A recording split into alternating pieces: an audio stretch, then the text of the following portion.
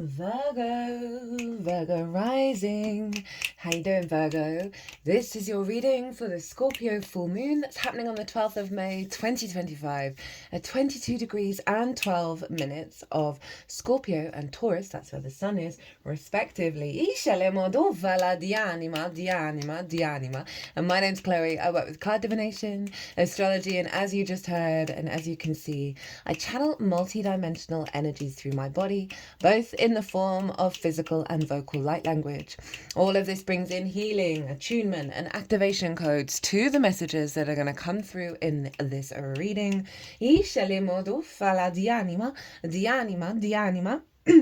Now, my loves, I read for the rising signs. So for those of you who do not have Virgo in the first house, look to the house it does fall in. Look to the themes of that house, and you want to apply those themes along with all the other meaning you've got going on in the sign of Virgo to the messages that come through here today. So, for example, It's as if that Virgo energy, wherever it is in your natal chart, has now energetically moved to the first house. So the astrology for the rising sign will always still link in. You've just got to add on your own natal chart meaning on top of it. For example, I've got Virgo in the second house and my sun is there. So I'd apply all of that meaning to what wants to come through here today. As always, take what resonates and leave what doesn't. Now, before I crack on with your reading, Virgo, there is a collective reading for this full moon. That's the first video that went out in this transit, and essentially the whole chart's getting involved with this moon. There's a lot going on, and so I really get into the weeds of the most integrated and expansive intention of that moon, of how everyone's talking to each other, how that forms an energetic blueprint, and what's the deep-rooted intention behind it all, right? And that way we can apply it to all the nuances that are showing up in our own life. So pull collective tarot. That was wild. I honestly haven't had a reading where the cards were so literal that came following things that I was saying. It was just like, yes, yes, yes, yes, yes, yes, in a really, like, as I said, literal way in terms of the cards and the meanings of the cards. It just felt like a real strong level of alignment and confirmation, because we're going through some really intense astrology, and this moon's pretty intense too. It's Scorpio. What do we expect? But there's astrology in this moon that's quite hardcore. We're clearing out a lot of junk. You know, the main collective message was this moon is acting as a defrag, right, for us, having received the blueprint for essentially heaven on earth with that Taurus moon, the new moon. Now we're clearing out the junk, the dead code, the things that we've really struggled to let go of, but are no longer really a part of us anymore. So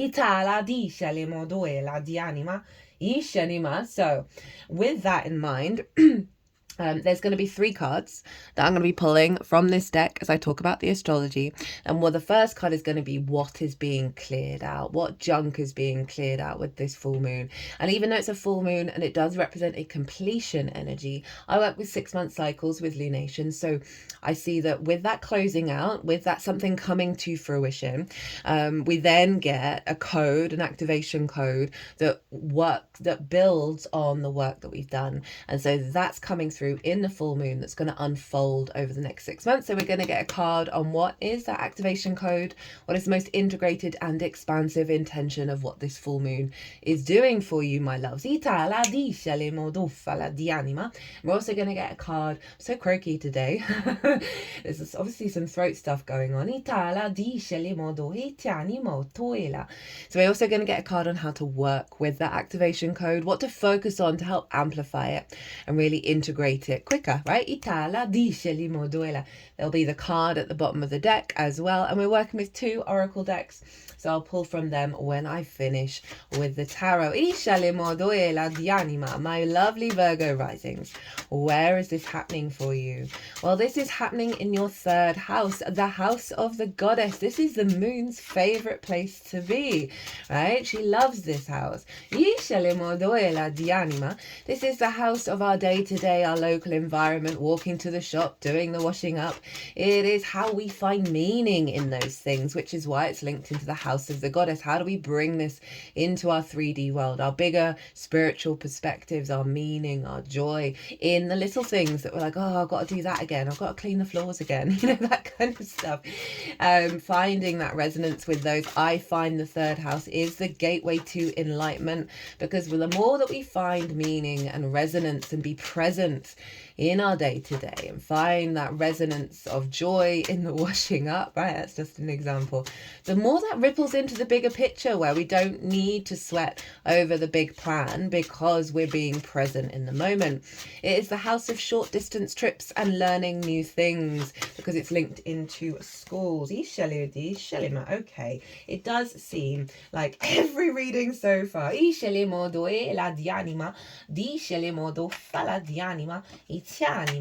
Oh, interesting. The card that was at the bottom of the deck is now still at the bottom of the deck. That's a bit bizarre. Oh my god, completely lost my train of thought. Yeah, school, because it's linked into schools. It's also linked into siblings, as well as the lens in which you communicate through, right? How you communicate. Right, that's the Scorpio vibe. So we've got the moon in her favorite place. The moon is empowered in its fullest form. This just feels glorious, of really stepping into your power and your capacity to commit to the resonance that you find in your day-to-day, the way that you communicate, an evolution of the way that you find that meaning in the day-to-day and the power behind that. I can see a lot of clearing out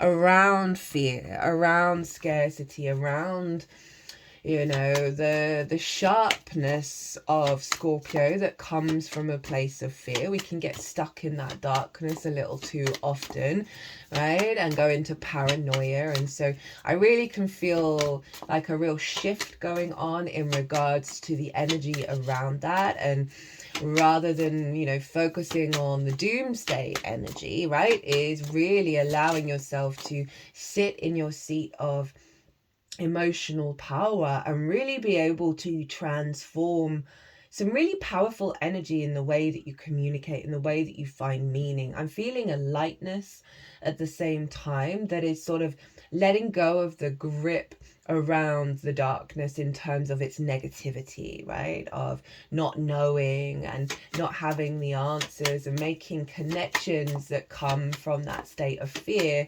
rather than the state of being at peace with the not knowing and seeing what unfolds from that. So I really feel this element of sort of letting go of the death grip, right? In how you're receiving and giving information, and allowing a real flow to come through.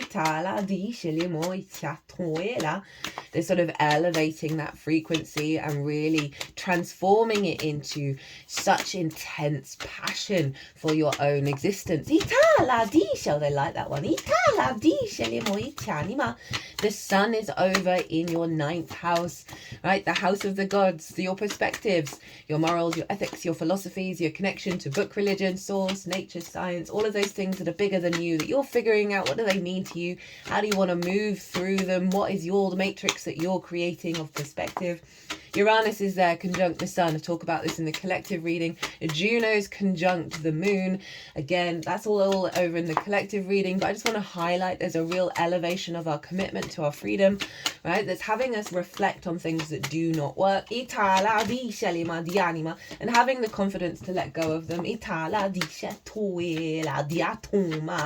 Now, Pallas Athena is over in Aquarius.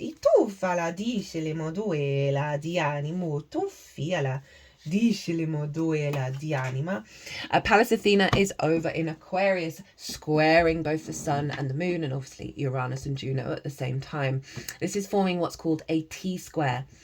And the release point of a T-square energetically is the bottom of the T, which is where Pallas Athena is. Now, she is an asteroid and she represents wisdom, maturity, long-term thinking, strategy, right? She's very cool, calm and collected. And she's in, along with Saturn, probably the strongest mature energy of the chart, right? of any chart. Itala dialima duf. And she's over in your 6th house of work, of how you work, physical health, routines, co-workers, and therefore collaboration, pets, and therefore acts of service. It is the adult in the room house. And Pallas Athena has been there for a while, so you may have really noticed a level up in how you work, how you build, right? How you put things, figure things out and put things together. Lol. Of really elevating your capacity to be the adult in the room, right? To not let your energy get drained by a small thing that's happened in your day, to communicate in a way that is building for the long term in alignment with your perspectives, how powerful that is, to see reality and work with reality. This feels very, and I know you don't have this card, but very magician energy, right? Which is Mercury, which is your ruler, of elevating your capacity to build from your perspectives in the long term, that for the long term, that is a manifestation of your inner world, your perspectives out in your outer world and your day-to-day, and finding that meaning and really being able to get the habit in of doing that. This feels really powerful. Now, if you have anything around 22 degrees of Leo, right, you can have a bit of a wide orb for this. I'd go up to 15 degrees to 30 degrees. Well, it's always 29, there's never, but and this form, if you do, this forms a grand fixed cross. Right? I happen to have this natally in my chart. This is happening on my Saturn in Scorpio, squaring my Mars exactly by degree in Leo, with my moon over in Aquarius. So yeah, it's hardcore. There's no getting around it. For those of you who got it, we had a similar energy with the Taurus new moon. And it can feel like you're being pulled in lots of different directions. It can feel very overwhelming, very discombobulating, and very clamoring of your energy. You might be feeling a bit exhausted in the lead up to this moon. We're releasing a lot of defense mechanisms that don't serve us anymore. That was the main vibe with the collective reading. And so that means they come to the surface, or situations come to the surface where we would normally implement them. And we're finding ways of not doing that. So yeah, all the fixed houses, if you do have this, are going to be clamoring for your attention. So the trick with it is to stop it from pulling you in lots of different directions, is to center your energy when you're feeling overwhelmed, which is obviously a good thing to do regardless. And then, having cleared your energy, see what you're instinctively drawn to do out of those 4 houses. And when we do that, it turns into a generator, an absolute powerhouse to build, right? To really manifest in the 3D world. And obviously that Leo energy is over in your 12th house, your hidden house, your house of mysteries, which can have a lot of trauma responses in the unconscious realms. A lot of grief, a lot of depression, a lot of isolation. But underneath all of that is the magic of your soul. Mars, the ruler of this moon, Mars rules Scorpio traditionally, which is what I work with because that's what I've seen show up in my practice, is in Leo. It's at the early degrees, so it's not quite making that grand fixed cross by degree, but that Leo energy, regardless of whether you have any Leo placements, is still very loud. So Mars is influencing this moon of how you communicate and understand the meaning and how you find meaning. Mars is letting go of a lot of instinctive blocks around finding that meaning, instinctive blocks that are keeping you safe and secure, so they believe, but small, in how you communicate and express yourself with the full, intense power and transformative energy of Scorpio, right? Scorpio can be very stinging at the same time. And I feel with this Taurus energy is really soothing that, right? Of speaking your truth, not your bile. That was a phrase that came to me. I'll bring that in with the oracle reading in the lead up to this full moon, of we're stepping into a higher understanding of universal love and unconditional love. And so much of that bile comes from a lack of love, right? Of heartbreak and pain. That the way through is to find a way of speaking our truth without it turning into bile or spite or pain, right? And that's a really hard thing for us to do. And this moon seems very much in alignment with you activating that cycle. Venus is over in Aries, trine Mars, the ruler of the sun, the ruler of the moon, are in a fire alignment with one another. Trine is a very supportive energy. It is very inspirational. It's very abundant, and it's in fire. So our love and our motivation are being connected through our instincts. This is the defrag, the clearing out, is allowing these instincts to be refined in alignment with our highest good. Venus is over in your 8th house of relationship dynamics, a reciprocity with the outside world. So that can be resources, right? As well as the dynamics of the relationship itself.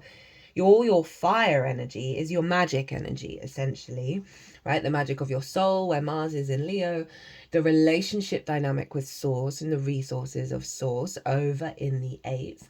And then your Sagittarius energy is the ancestors, right? So different forms of connecting to divination and information and magic.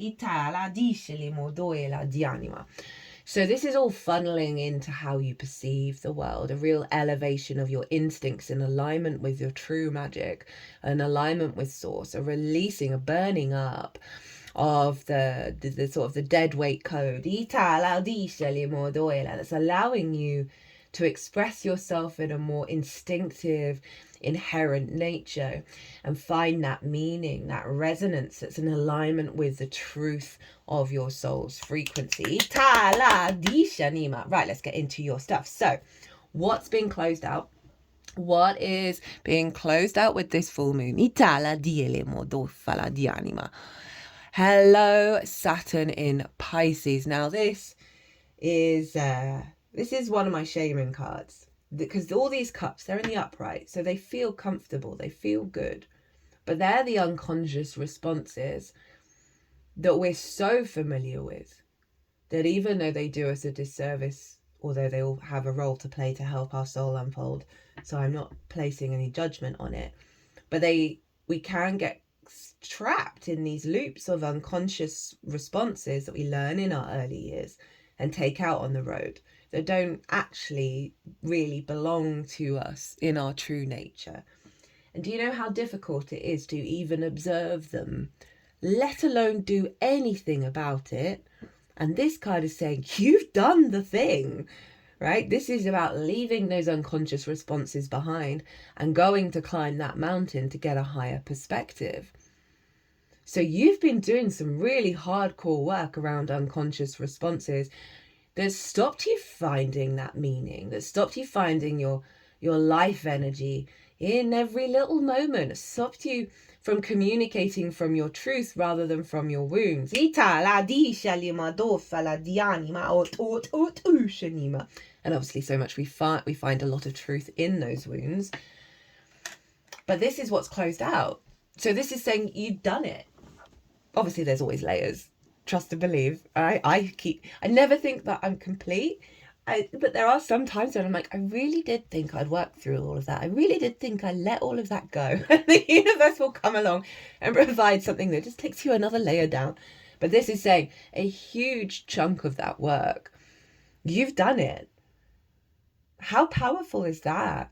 For you to then stand on top of your mountain in every moment of your day and feel very confident in yourself and feel very stable in yourself, of how you then bring that energy in the way that you understand reality, right? Because communication is a back and forth, what you're picking up from reality as well as what you're giving to it. Okay, what's now the activation code that's coming in that you're then going to be working with? Ooh, okay, Leo got this at the bottom of the deck. This is the new earth. This is heaven on earth, this card. I think it came as the last card in the Taurus new moon energy. It's really saying, yeah, you've done the work. You closed out a chapter and now a reboot's happening. And it's earth energy, so we're going up to Taurus here, of this awareness of your true perspective, that you are capable of creating magic, creating joy, manifesting your own reality. If you look, it's quite hard on this particular deck to see the roses, but can you see the lilies at the bottom and then the little red specks? Oh, that's fascinating. Excuse me. They're on the card of the Magician, which I mentioned, and I said, well, you don't have that card, but that's what I'm feeling. Love it. So this is, and you see the mountain, that represents a higher perspective of going through the portal and being able to create with this energy, as within, so without. And this is really shown. You've gone within, and now you are creating with new energy of feeling good and in the day-to-day, bringing that higher perspective of your capacity to create your own reality, to find that enlightenment, to find that, as I said, it's for me, the third house is the gateway to enlightenment, of this moon fully in her power, right? Allowing you to release a lot of blocks around how you manifest in the 3D, a lot of internal emotional blocks of how you manifest in the 3D. I love this. I love this. And it's also bringing the love, and I said about the balm of that Taurus energy in the way that you express yourself. I didn't bring this into the collective, but I'm going to talk about it in the oracle reading. I got a little download about the Taurus Scorpio axis, and it's the lotus flower, right? The lotus flower comes from the bottom of the sludge of wherever it's growing, in the water, in the darkness, in the depths, in the slime and the sludge. And that's the Scorpio energy of really having the power of going into the darkness. And through that, that's where the life grows. And then the lotus comes out and reveals itself in all its beauty. And the emergence into the 3D world, and the beauty, and just the absolute beauty of it.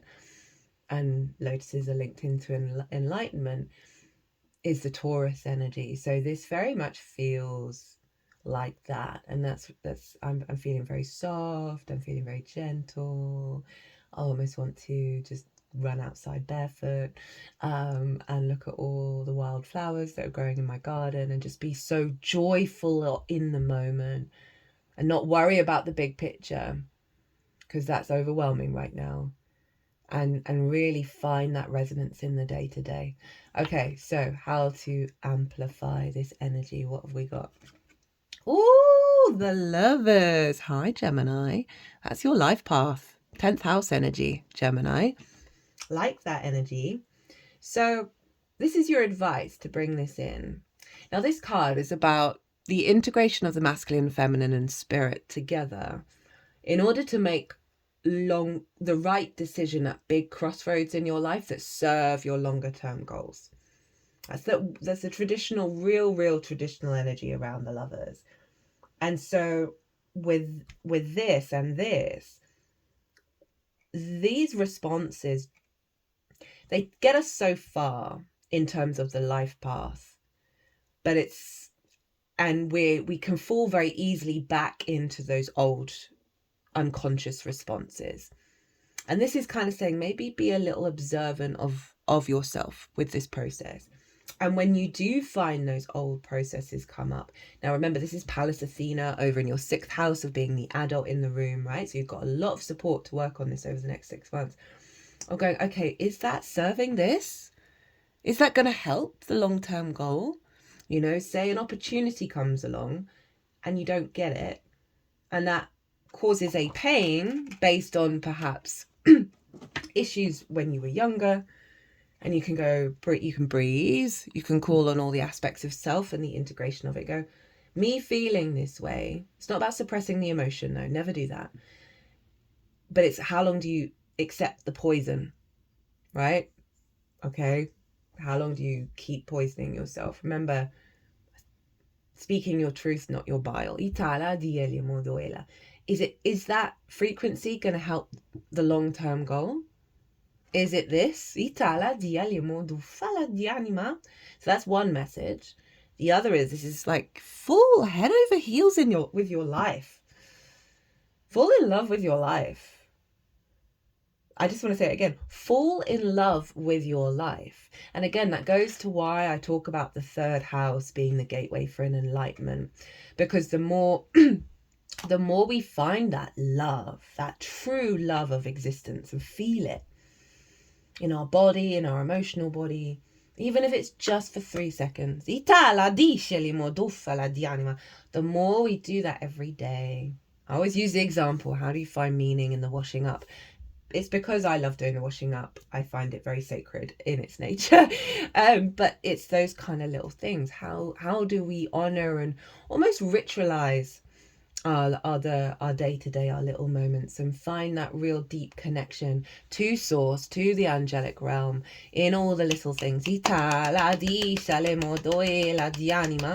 it is focusing eyes on the prize, eyes on the long-term expansion of your soul, by stepping up a bit more in the day-to-day to bring that resonance, that play, that joy, that meaning in the day-to-day, in the way that you communicate. Okay, what's at the bottom of the deck? Oh yeah, just remembered it was at the bottom of the deck for Aquarius. We've got the 6 of Pentacles. Reciprocity, moving away from a scarcity space, because it follows the 5 of Pentacles, and these 2 figures are from that card, right? Of feeling left out, feeling isolated, feeling run down, feeling exhausted.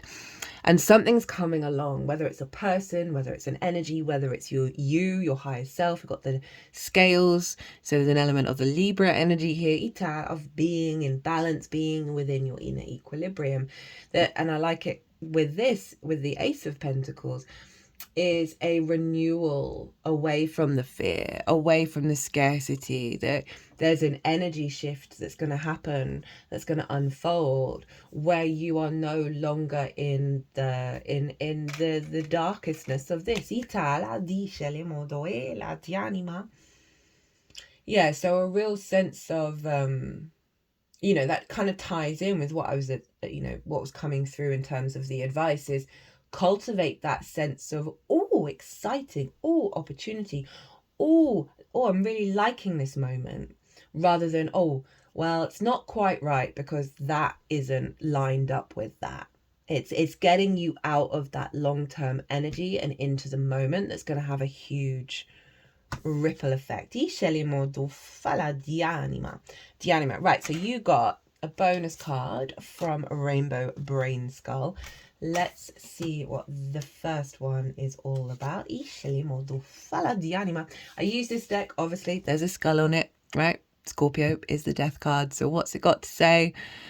Interesting, and how you know that's what you want exactly. Your childhood dreams may just be the dreams of a child. Don't let what you once wanted get in the way of what you may actually want now. Erase all past desires and tune in to what it is you are actually seeking in this moment. Now, whenever I read this card, I read it as the wounded inner child, right? Which ties in with this energy, right? Of those unconscious responses we pick up when we're younger. That mean we can go out and recreate things that our unconscious wants because of those imprints, rather than what we truly want. And I love that it's like, and what are you actually seeking in this moment? Which really ties into the wisdom of the third house, of getting really present. Right, I'm going to read from this one and then we'll do the second Rainbow Brainskull. I'm using this deck because the astrology right now is wild. Self-care is very important right now. One of the phrases that came through in the Taurus readings for the new moon was, it first came through in the Neptune in Aries energy. Give yourself the grace and space to integrate and acclimatize to all of these massive shifts. And so self-care is a huge priority for us right now. So what have we got? I bless the seasonal flowers and leaves I encounter on my walks in nature and find ways to use them in my daily rituals. Now, what did I say about running out and looking at the flowers, and to sort of almost ritualize the little things in your life in a really beautiful way? It's just, as I said, that collective reading was kind of like that, where the level of confirmation just went up a notch. Which is always lovely to see when the alignment of different forms of divination, whether it's me talking or the cards or whatever, or the astrology, all come together, and it genuinely feels like there's a huge shift going on in terms of the level of that. So I'm here for it. Right, final card. What would ultra intelligent imaginary me do? Heed the wise advice that you would give to others. It's easy to give advice, but why do we avoid listening to it ourselves? Because it's comfortable to stay where we are, even if changing would ultimately be better. So just take your own advice, dummy. That feels like Pallas Athena, as well as the combination of this moon of letting go of those habits, of those restrictions, of neglecting the self. You might want to do some meditation on and envisage the ultra intelligent imaginary you, and then ask it. Okay, what do I do in this situation?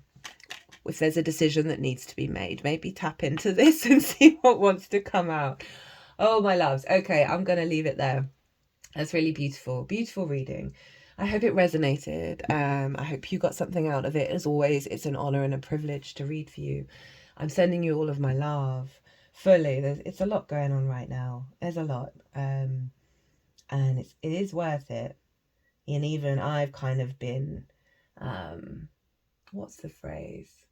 Grinding my teeth a little of like, is it ever going to stop? And then it does for a little bit. And then we keep on going.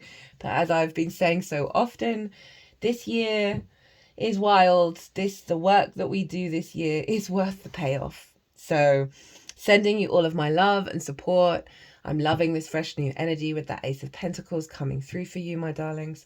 Virgo, be good to yourselves. Be good to those around you. Safe travels and be well. Until we meet again.